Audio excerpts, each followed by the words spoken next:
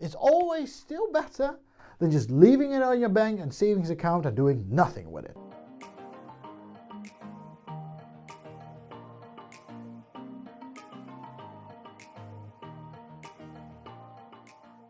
Hey, what's up you guys? Lukas here from excelwealth.com. Now today in this video, I want to talk to you about the 6 best purchases you should make when you're still in your 20s. Now, the first thing that I want to talk about is, of course, your career. You should absolutely invest in your career. Now, I'm not saying this because I'm a university professor myself. I teach still in the university, but I'm not saying that you should explicitly invest in your career as in you should go to university and get a certain degree. I'm not saying it's good, I'm not saying it's bad. You should absolutely do it because getting a certain career is absolutely good. That's what I did myself as well. But the thing that you should focus on in your career, what you think is very important. So focus and invest on your career, on the things that you find very important in your life. If you think that money is a part of your investment, if you think that money is a part of your life, then absolutely invest in your career that you'll be able to make money. Now I'll tell you this, for me this was investing myself as becoming a coach because I really wanted to be a coach. I really wanted to help out other people. We're talking about making money, helping everybody out to make money over the long term, and that's a great thing.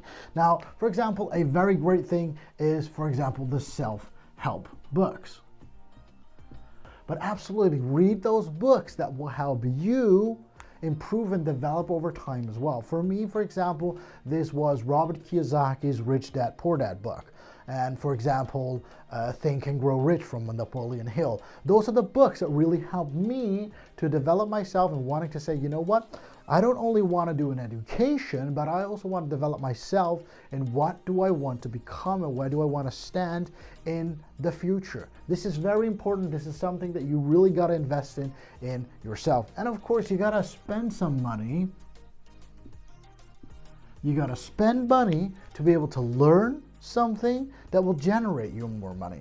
And this is always something that is, you know, it's a bit contradictory because people find it very difficult, like, hey, you know, I don't want to spend any money, but I do want to learn something. That's, yeah, doesn't really work out. You got to really say, like, you know what, investing something, it's not only about time, but something's, you know, it's also about value. Investing your value in something, not only about your time, to invest in something, learn something, to be able to generate something over time as well, which is a very important thing, okay? So the first thing what you really should start doing in your 20s is invest in your career, because if you don't invest in your 20s, when are you going to invest in your career? Starting in your 30s? Your lifestyle in your 30s is different already. What happens is that all of a sudden you feel you're missing out. And this is why you should start investing in your career in your 20s. Where do you want to be in 10 years' time? Okay? Point number 2. So it's a very simple thing.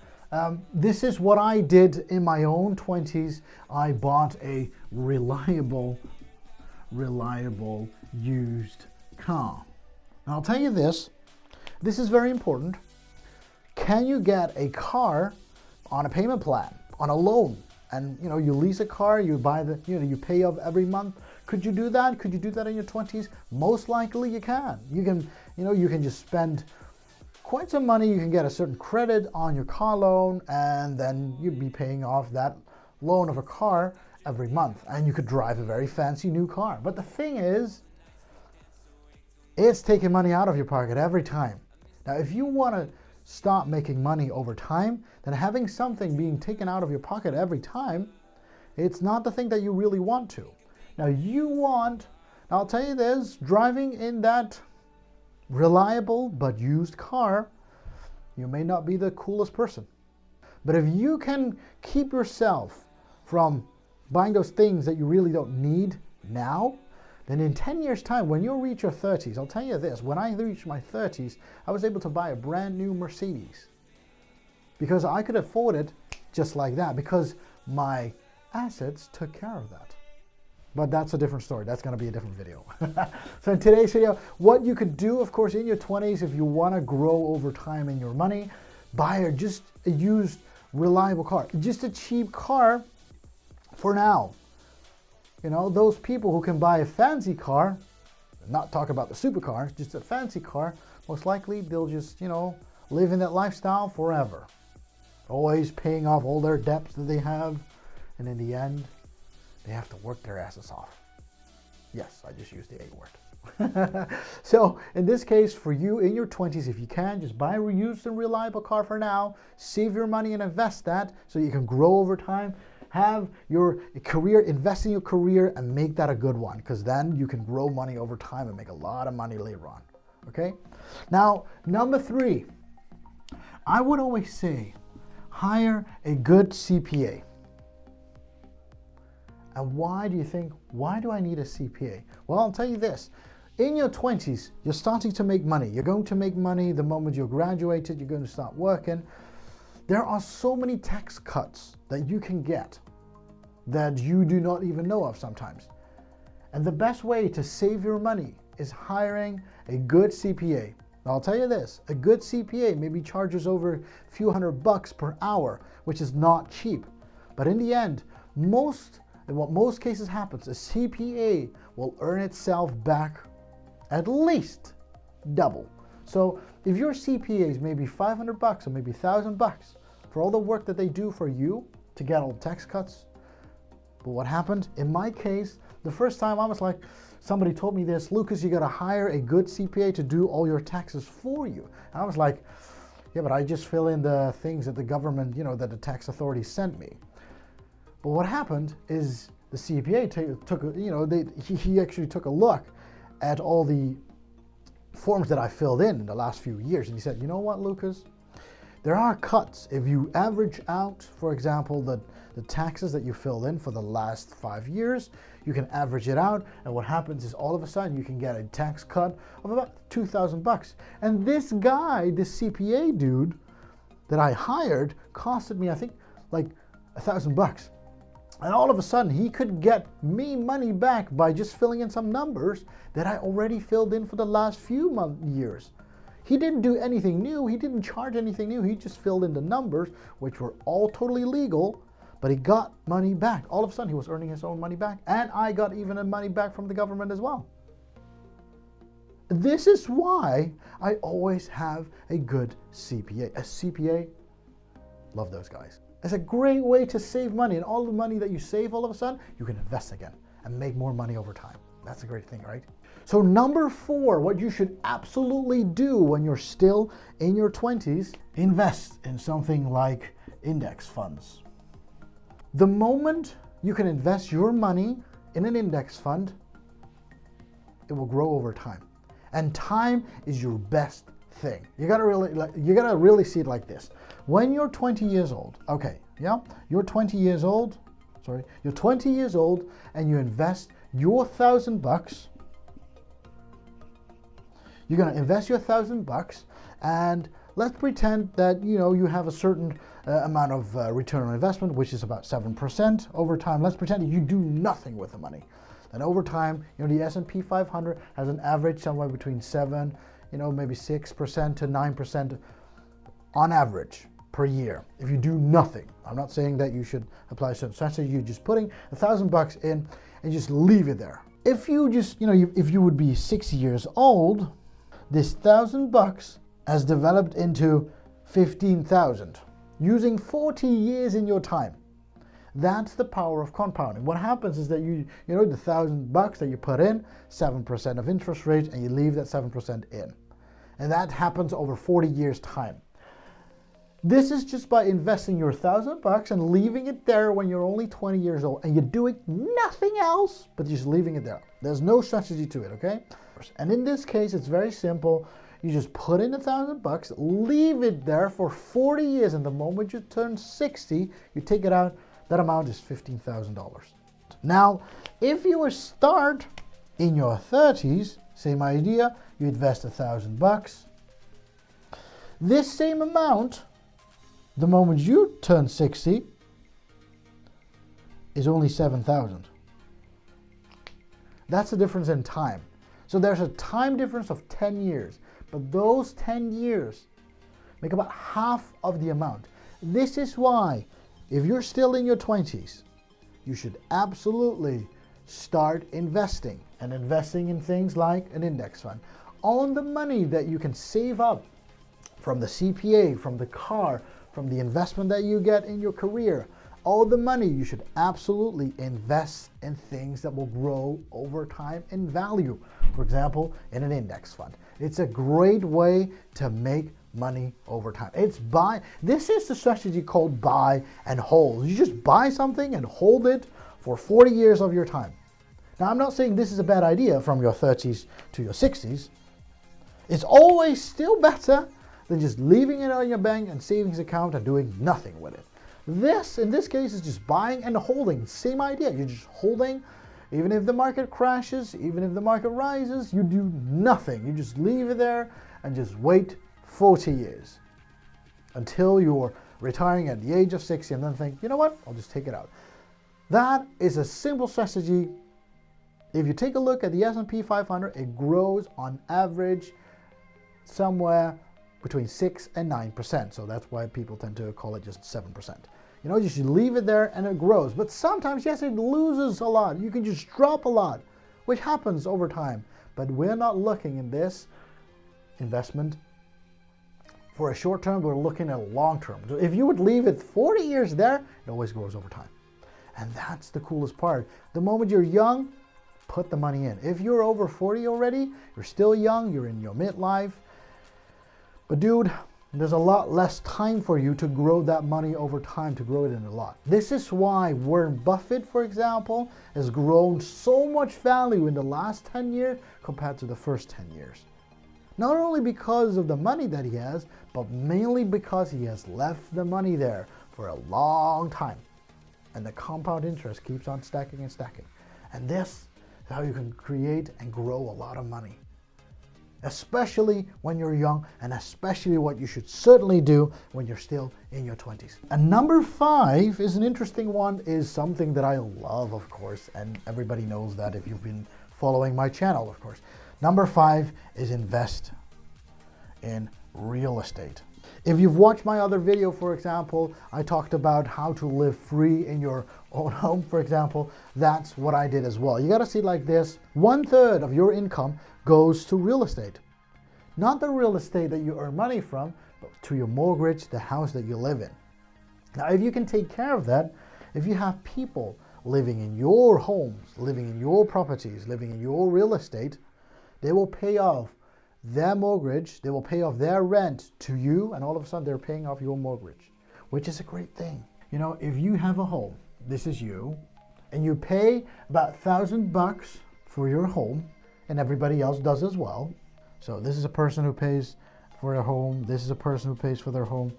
But if you, let's pretend that you own these 2 homes, and you have a mortgage of about $500 per month. You know, they have to pay $1,000 each, $1,000 in from this home, but you got to pay $500 of a mortgage. Same goes for this one. What happens is that you have got $500 left from each of the homes, and these payments go to you. And all of a sudden, you got 2 homes over there. They're being paid off by the tenant who lives in your home, and all of a sudden, they both have $500 left, paying your mortgage off that you have in your home. All of a sudden, you've got other people paying off your home. That is a great thing about real estate. Now, yes, real estate has one downside, which is it's a little bit, you got to pay the down payment first. That causes a lot of money in the beginning. But okay, in that case, I'll teach you in a different video how you can live and get a complete free down payment in a home as well. I'll get to that later on, okay? But for now, you got to see it like this. If you buy 2 properties, you can have those properties pay off your current home, which is a great idea. All of a sudden, you're making money by having 2 real estate properties. This is why I love real estate, because real estate pays off a lot of expenses that you have. This is therefore called assets. They put money in your pocket. That's what you would like. You would have money put into your pocket, not being taken out. If your own home only takes money out of your pocket, that's called a liability. But because you've got properties that put money in your pocket, you live in your home for free.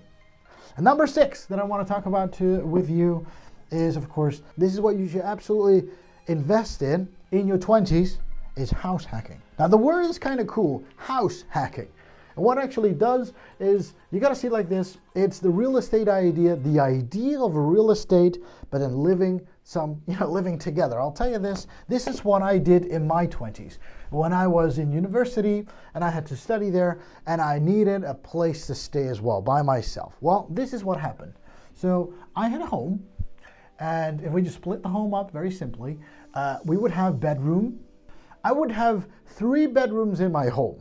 Now this is me, and this is person number 1, and this is person number 2, and this was a shared space.